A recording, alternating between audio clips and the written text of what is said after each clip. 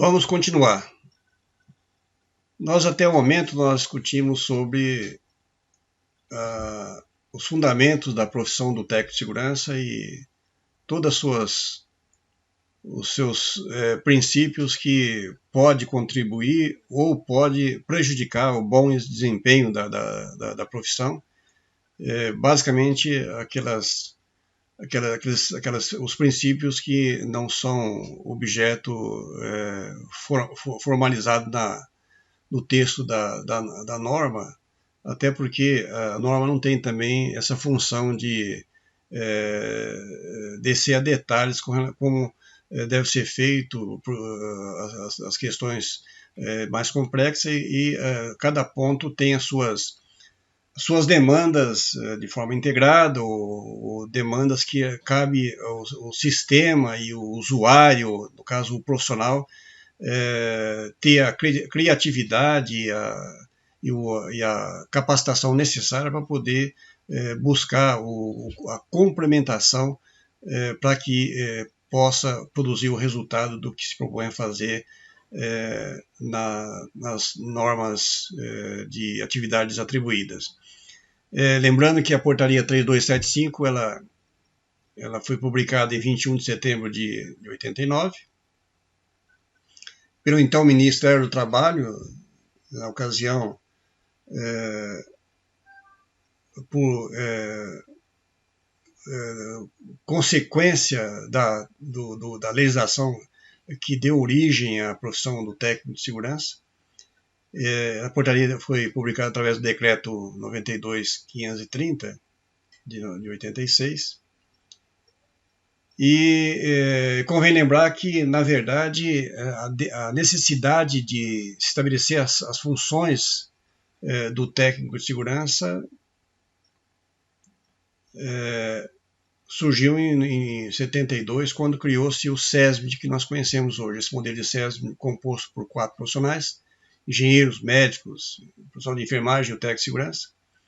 Na ocasião, através da portaria 3237 de 72, foi estabelecido a base curricular base emergencial para capacitar esses profissionais e também atribuições básicas, até para justificar por que desses 4 profissionais e quais os limites de cada um.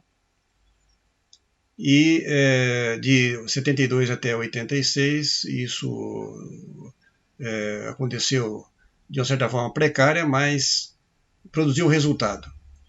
E, como eu disse, cabe a nós profissionais e os interessados envolvidos a interpretar essa portaria, o seu conteúdo. E mais do que isso, qualquer lei, norma, para quem entende minimamente de direito, sabe que a exemplo da Constituição, ela tem que ser complementado com as demandas que é inerente a cada situação. E sabemos que a norma, a portaria, ela apenas estabelece os pontos base e cabe ao usuário a esse papel. E foi por isso que eu pessoalmente me encorajei a fazer a leitura e interpretação desta portaria por necessidade minha profissional. Isso já disse no início como isso foi feito. E agora então nós vamos para o teor da portaria, os itens, que são 18, e os comentários e os componentes, as variáveis que entendo e a prática nos mostrou que são importantes para produzir o resultado e a gente, inclusive, achar sentido no que foi legislado naquele momento. O primeiro item da portaria é informar o empregador, através de parecer técnico, sobre os riscos existentes nos ambientes de trabalho, bem como orientá-los sobre as medidas de eliminação e neutralização. Ora, acredito eu que o colega já deve estar se perguntando, mas, espera lá, mas nós a vida toda não fomos direcionado a orientar o trabalhador, quase não se fala em orientar o empregador. Pois a própria lei ela já estabeleceu a lógica da hierarquia. Sabemos que é importante sim orientar o trabalhador, mas se o empregador não tem conhecimento de base, não tem o mínimo de orientação e informação, e ele que é o principal responsável pela solução das situações irregulares de riscos nos ambientes de trabalho, nós começamos com a inversão de papel. Portanto, a portaria foi sabiamente colocada nessa ordem, orientar de princípio o empregador. O nosso comentário a respeito do item 1. Essas informações devem ser feitas por escrito e divulgadas para as áreas envolvidas com critérios e acompanhamento de resultados, adotando-se metodologia de medição de desempenho na área de segurança e saúde do trabalho.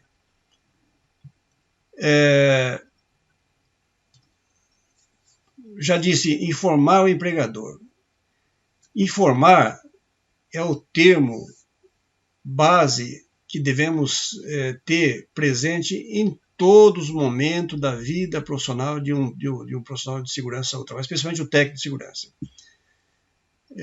Que nada mais é do que uma postura pedagógica de promoção das questões de segurança e saúde do trabalho em todo o seu conteúdo. E, no caso, o empregador, a norma é muito clara com relação a isso. É muito comum a gente ainda, nesse momento, no curso da história, ter evidências de empregadores que não têm a menor noção de como avaliar o risco no ambiente de trabalho, sob o ponto de vista de quantificação, qualificação ou a probabilidade das ocorrências. E esse papel está muito claro que é o especialista que tem essa missão, ou seja, nós somos mais do que outra coisa, educadores, nós somos promotores naturais da cultura da prevenção de acidentes de trabalho. E não dá para se promover cultura da prevenção de acidentes sem informação, sem conhecimento do que fazer, quem fazer, como fazer e o que se procura fazer com as ações de segurança e saúde do trabalho. Emitir parecer técnico é um quesito do item 1 também. Emitir parecer técnico. Ou seja, há uma dificuldade muito grande do profissional em técnico de segurança em entender que parecer técnico é sua atribuição e muito maior ainda é o desentendimento do papel de um parecer técnico. O parecer técnico ele é tão ou mais importante do que o laudo técnico, que o técnico de segurança não pode, por lei, assinar. A gente sabe que na prática muitos elaboram, mas não pode assinar. Porém, o parecer técnico ele não tem limites como o laudo tem. O laudo ele tem que ser feito uma fotografia para fins específicos, enquanto que o parecer técnico ele pode se ampliar, especialmente para a gestão de segurança do trabalho, na prevenção. E também o parecer técnico, quando bem elaborado, ele pode até servir de sustentação para fins jurídicos e agregar valor para as demais atividades dentro da empresa, em benefício do empregador e dos trabalhadores. Então, o parecer técnico, bem elaborado, ele acaba sendo um instrumento valiosíssimo para o desempenho do técnico de segurança do trabalho. Orientar medidas, ou seja, o técnico de segurança ele não pode agir de forma isolada como se ele fosse, se ele não dependesse não só do conhecimento, como também das interações das partes dentro do ambiente de trabalho. Então, todas as medidas devem ser orientadas no seu planejamento, na sua execução, no seu monitoramento, no seu acompanhamento e, inclusive, os resultados. Documentar, ou seja, registrar o que faz e fazer o que se registra, já foi dito nas fundamentações, mas é bom sempre lembrar que se você não documenta o que faz, você não tem sustentação de ação continuada e a tendência é o trabalho não produzir a eficácia que se espera, até porque acaba não tendo parâmetro de base de dados para poder dar sequência no que se propõe a fazer em segurança e saúde do trabalho. Estabelecer critérios, ou seja, não ter critério é o máximo que se possa imaginar de uma incompetência profissional. Ou seja, critério é uma questão que se faz de forma participativa, amparado em aspecto técnico, e o técnico de segurança, em segurança do trabalho, ele tem que ser o consultor de critério para estabelecer regras para se fazer segurança do trabalho dentro de uma empresa. Buscar resultado, ou seja, você tem que saber de onde partiu, o que você encontrou, de onde partiu, o que se pretende fazer e aonde você quer chegar com o que você faz como técnico de segurança do trabalho. Então, e o horizonte disso é resultado. Se você não tem busca de resultado, você acaba sendo uma situação figurativa dentro do ambiente de trabalho, e não é isso que se espera de um bom técnico de segurança do trabalho. Medir desempenho em SST, ou seja, quantificar e quantificar. Ou seja, tudo que se faz em que pese muita gente entende como uma área muito subjetiva, mas tem metodologia sim para medir o desempenho. E aqui, como esse item é informar, é muito fácil você criar uma base de dados de informação para você ter a sua projeção sustentada e até de uma certa forma acreditada. Caso contrário, fica difícil. Item 2. Informar os trabalhadores sobre os riscos da sua atividade, bem como as medidas de eliminação e neutralização. Isso significa que o técnico de segurança ele não pode ser aquele profissional impositivo, como se ele fosse o detentor do conhecimento para si, e sim ele tem que socializar todas as informações que se dispor para o usuário, que é o principal interessado, o trabalhador. E o nosso comentário com relação a esse item 2 é que o trabalhador deve ser treinado periodicamente por meio de capacitação e reciclagem dessa capacitação, qualificação, informado sempre, devendo participar das atividades prevencionistas em seu posto de trabalho, minimamente no posto de trabalho de cada um, e mesmo nos processos produtivos que direto ou indiretamente envolve o posto de trabalho de cada trabalhador. E deve possuir conhecimento dos riscos e respectivas medidas de prevenção. Ou seja, a informação é isso, não só orientar, mas aplicar metodologia para que essa informação ela agregue mais conhecimento, agregue mais interesse, seja motivadora e especialmente que seja de uma forma de ação continuada. Daí está a importância, mais uma vez, dos registros para que não haja um excesso de redundância, que é o que se verifica em muitas situações por má formação e desinformação.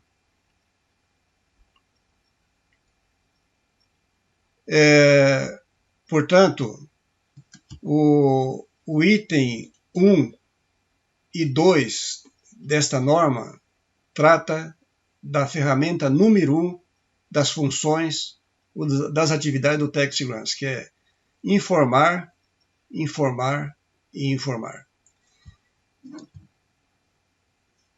E informar os trabalhadores, já deixamos claro que é a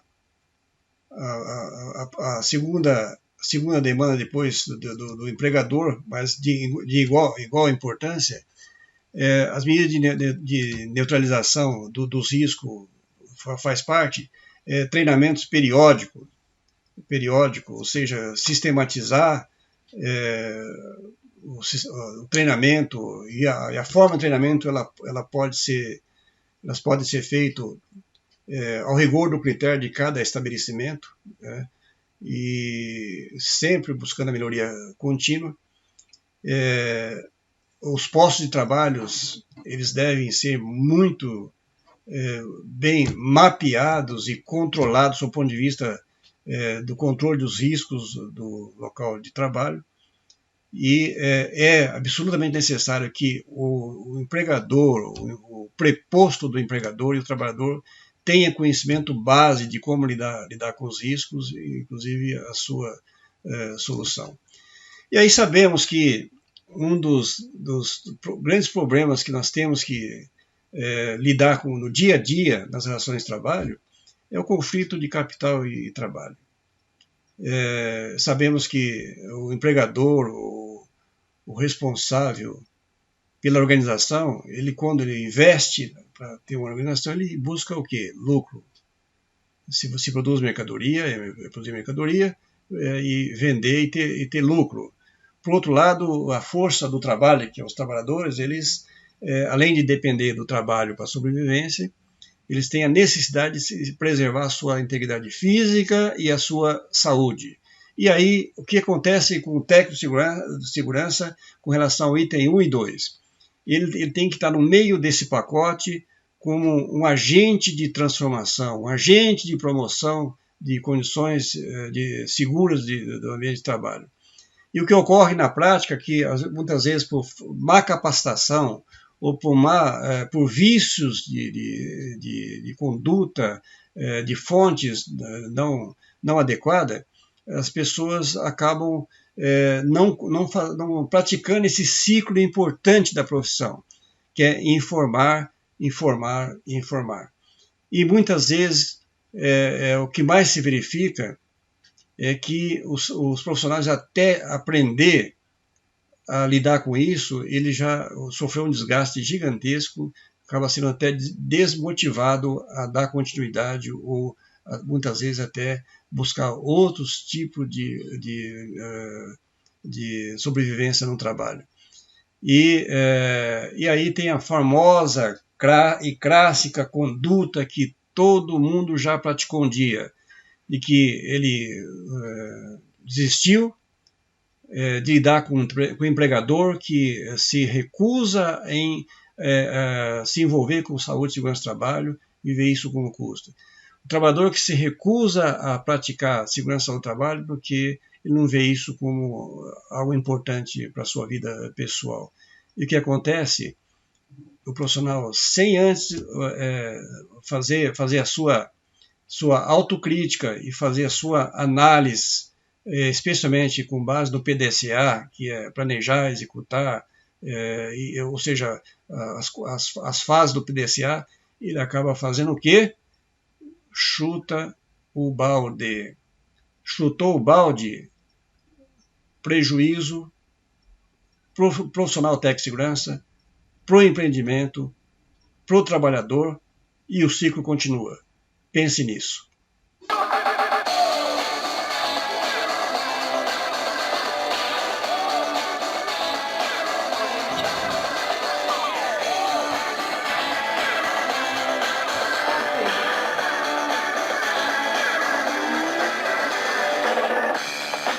Audio Jungle.